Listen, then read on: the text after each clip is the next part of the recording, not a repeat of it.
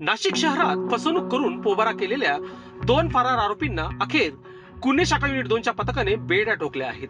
तब्बल महिनाभर पोलिसांना गुंगारा देणारे हे दोन्ही आरोपी गुप्त माहितीच्या आधारे सापळा रचून जेरबंद करण्यात आले आहे.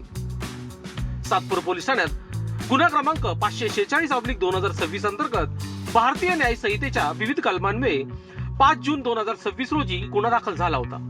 या प्रकरणातील आनंद बद्रीनाथ भट्ट आणि राजेश कैलास विश्वकर्मा हे गुन्हा दाखल झाल्यापासून फरार होते. मात्र गुन्हे शाखा युनिट 2ने त्यांच्या सातत्याने शोध सुरू ठेवला होता. दरम्यान दोन्ही आरोपी मोतीवाला कॉलेज परिसरातील ध्रुवनगर भागात येणार असल्याची खात्रीशीर माहिती पोलिसांना मिळाली.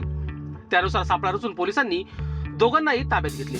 चौकशीत त्यांनी गुन्ह्याची कबुली दिल्यानंतर पुढील कारवाईसाठी त्यांना सातपूर पोलीस ठाण्याच्या ताब्यात देण्यात आले आहे.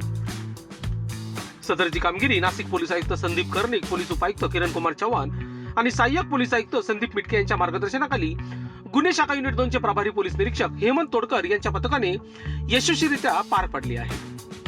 लोकशास्त्र न्यूज साठी बंटी आडाव, नाशिक. लोकांनी लोकांसाठी उचललेले अस्त्र म्हणजेच लोकशास्त्र न्यूज.